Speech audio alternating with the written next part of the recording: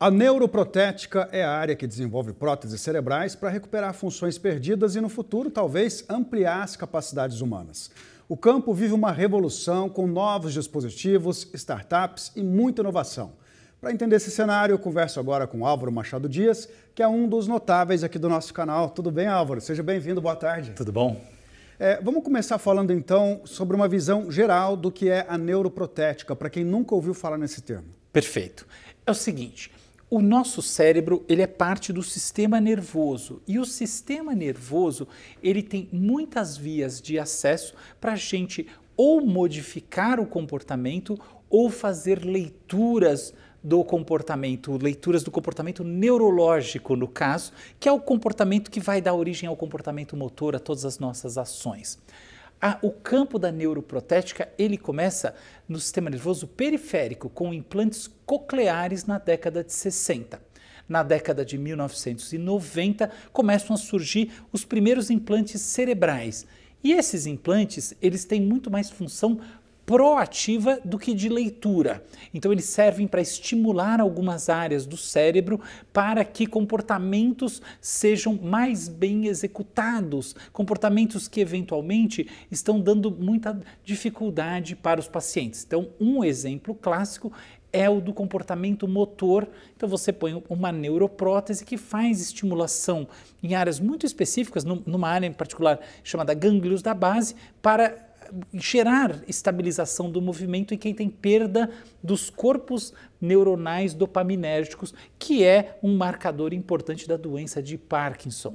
E aí você começa a ter outras dessas próteses sendo desenvolvidas, tá? Então são próteses cirúrgicas e o campo vai evoluindo no começo desse século, ganhando outras funcionalidades. Então muitas dessas próteses começam a ser instaladas fora do cérebro diretamente. Então, por exemplo, próteses para estimulação através do nervo vago de áreas subcorticais, quer dizer, embaixo do córtex, que é a parte mais importante para pensar, porque isso gera melhora na depressão.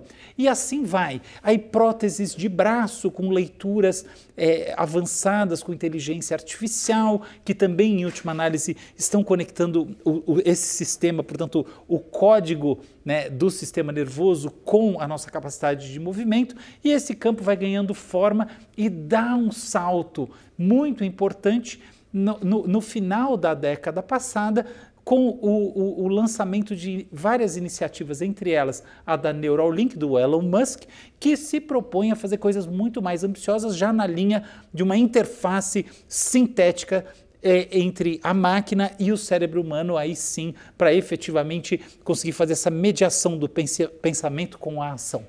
A gente estava vendo imagens ali, eu achei interessante que apareceu uma mão com um sexto dedo.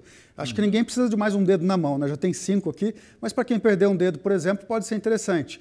Vamos pensar em aplicações práticas assim que podem chegar no futuro. Por exemplo, com implantes cerebrais, um cego pode voltar a enxergar, uma pessoa com dificuldade de audição pode voltar a ouvir, uma pessoa que não mexe um membro, talvez não porque falte tendão, falte nervo, mas porque falta conexão cerebral, essa pessoa pode voltar a mexer com esse membro? Sem dúvida, isso já está acontecendo. Quando a gente pensa, por exemplo, nesses avanços neuroprotéticos, por exemplo, no campo da visão, vale lembrar que a retina já é parte do sistema nervoso. Então é uma reconstrução que, em última análise, envolve impulso elétrico. Quando a gente está falando dos implantes cocleares, é a mesma coisa. Qual que é o grande negócio?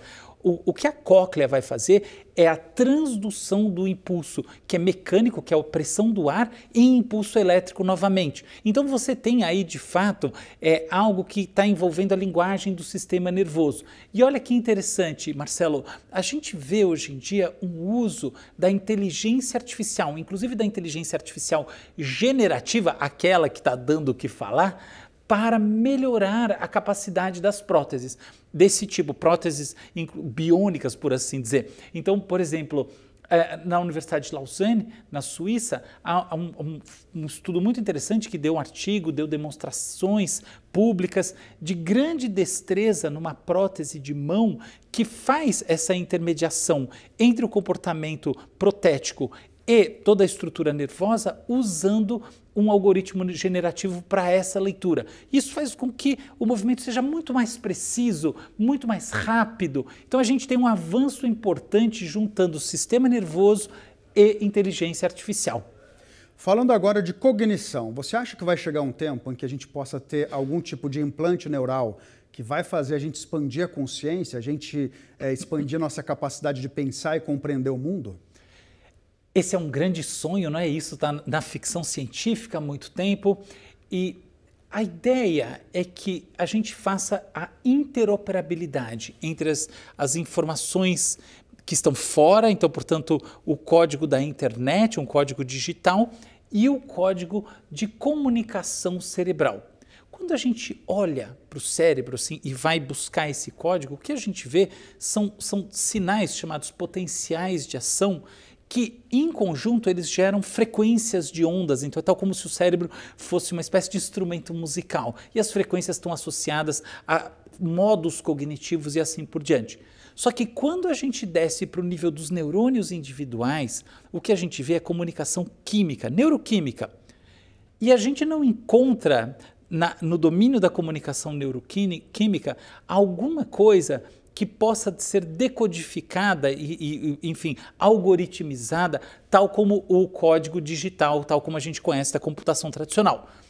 Em outras palavras, a gente no fundo, não conhece a linguagem do pensamento. Tem um pensador muito interessante chamado Jerry Fodor que criou esse conceito Language of Thought, a linguagem do pensamento. E a gente não conhece a linguagem do pensamento. Então, não dá para a gente falar que isso está num horizonte próximo, porque isso, para a gente conectar, trazer informação de fora para dentro do cérebro, a gente precisaria decodificar qual é essa linguagem do pensamento para fazer a interoperabilidade. Esse é o verdadeiro problema. Mas, do outro lado, é perfeitamente possível e está acontecendo que a gente use o nosso cérebro, o nosso pensamento, a gente tem um sentimento de que a gente quer fazer alguma coisa, por assim dizer, uma orientação intencional, e isso é decodificado pela máquina. Por quê? Porque aí você está associando esse próprio código elétrico e não a linguagem do pensamento com o comportamento que você quer que a interface realize. Então, ainda que seja difícil você enriquecer o cérebro com uma prótese que vai te tornar um super-humano, que é aquela tese original da Neuralink, do Elon Musk, isso aí está meio fora das nossas perspectivas do ponto de vista mais realista, é muito possível você resolver uma série de problemas neurológicos e melhorar a vida das pessoas. Tudo muito interessante que você trouxe para a gente hoje, mas eu vou passar o dia pensando para que serve um sexto dedo. Eu não vi utilidade nisso, professor. Muito obrigado pela participação. Eu que agradeço, foi ótimo.